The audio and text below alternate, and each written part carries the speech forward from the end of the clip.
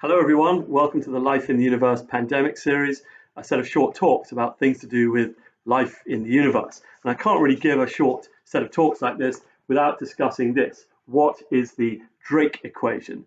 And this is a now famous equation developed by Frank Drake, a pioneer in the search for extraterrestrial intelligence. In fact, he was the first person to initiate an attempt to pick up signals from alien intelligences, Project Ozma. Unfortunately, he wasn't successful, as you all know, otherwise I think we'd know about that. But in the process of thinking about how many civilizations there might be out there in the galaxy with which we could communicate, he came up with his famous equation in 1961 called the Drake equation.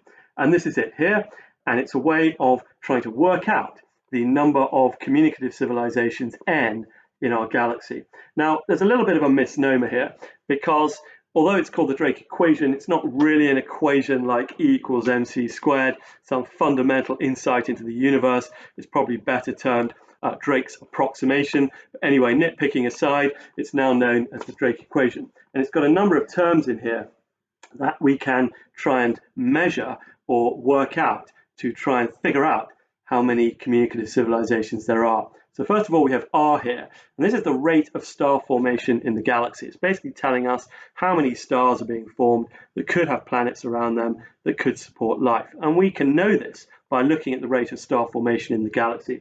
It used to be around 1, now people think it's a bit higher, a few, maybe 3 or 4, depends whose papers you believe. But nevertheless, we can put an exact number in here these days to come up with an approximation. So far so good. The first term of the equation is actually measurable using scientific methods.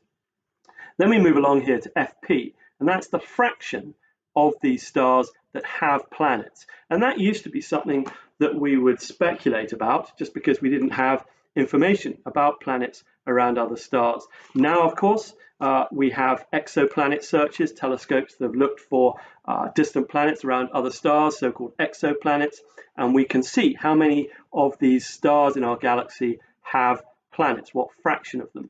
And this fraction turns out to be as close enough to 1 as makes no odds. Most main sequence stars, stars that are burning hydrogen in fusion, have planets orbiting around them. So again, interestingly, exoplanet technology has allowed us to put a real number on here rather than merely speculating.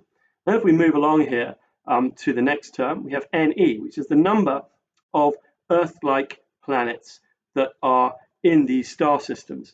And we can work that out from our own solar system, although our own solar system is just one solar system. But of course, there's one Earth-like planet here. Mars may have been habitable in its past. It may even be habitable today. So we've got 2 in our own solar system. Maybe icy moons are habitable as well.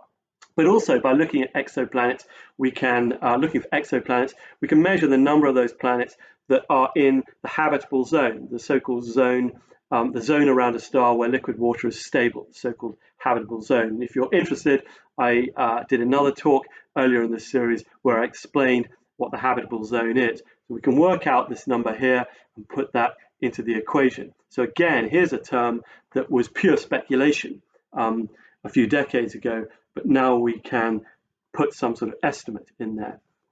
And then we move along to the fraction of planets FL that have life, the fraction of those Earth-like planets that actually harbor life. At the moment, that is, again, speculation. But what is fascinating is this term may also be able to be addressed using the scientific method. We can build telescopes, we can look for signatures of life in the atmospheres of distant exoplanets, oxygen, for example, as an oxygen biosignature. And then we could look at the number of planets that have an oxygen biosignature, and we could put that fraction into there. Of course, there may be planets that have life, but the life is not detectable, so-called false negative detection of life, where you have a planet, it's got life on it, but it's not producing enough gas to be detectable. So we may never be able to get this completely right, but at least in principle, we could put a number in here based on the search for atmospheric gases produced by life in distant exoplanets.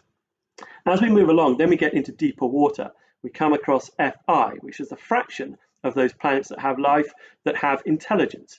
Now, how do we work this out? Well, that's a very difficult thing to do. On our own planet, we had 3 billion years of microbial life.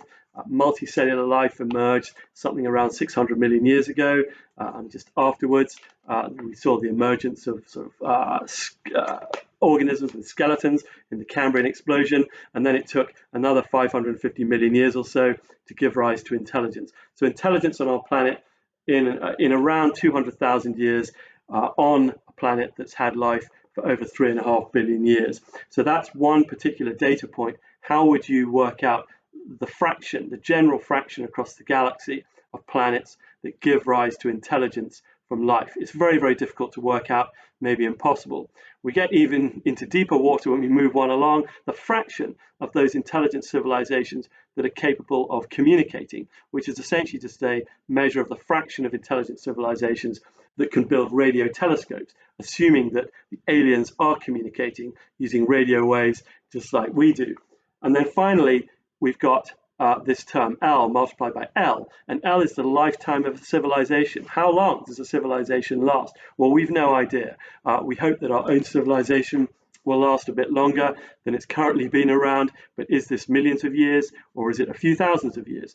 And the problem with this, these last terms, is depending upon what you put into these terms, the fraction of planets that have intelligence, the fraction that can communicate, and the lifetime, you can end up with any value of n that you want. You can end up with very, very small numbers that suggest that we might be the only civilization capable of communicating in our Milky Way galaxy. If you assume that the lifetime of civilizations is very long, or the fraction of planets that have life is very high, and the fraction of planets that give rise to intelligence is high, then the value of n can be a very large number.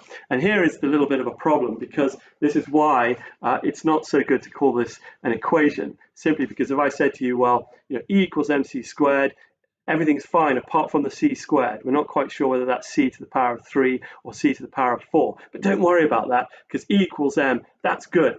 We definitely know that works. It's just the other part of the equation. That's not how an equation works. The whole thing either works or it doesn't. So you can't really say, well, all this bit up here is fine. We can work out these fractions and numbers using the scientific method, but we can't do with these last bits of the equation. But don't worry, because the whole thing is pretty good anyway, and these bits we can work out, because it doesn't really get you anywhere. Ultimately, n becomes next to near useless if these fractions can, and these numbers at the end here, can be anything you want.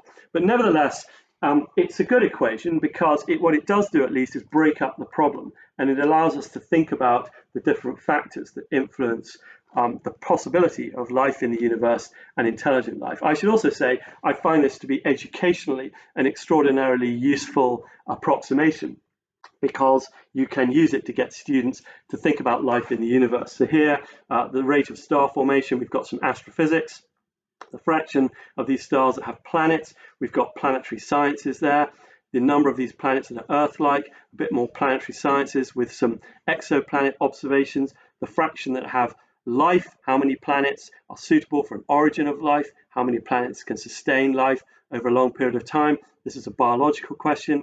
And then we get into some interesting sociological, philosophical questions about the fraction of planets that start communicating and the lifetime of a civilization, which is always an interesting sociological question. So in here, we've got all the sciences and social sciences that are involved in thinking about life in the universe, in this case, particularly intelligent life in the universe.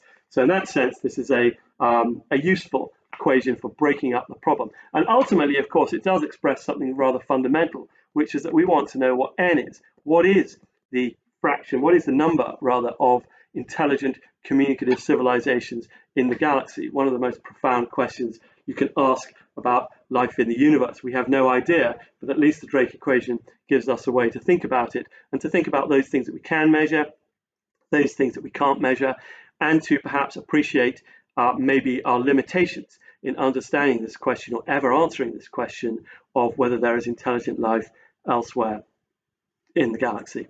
So that's an interesting way of thinking about life in the universe. Thanks a lot for joining me again. Take care of yourselves.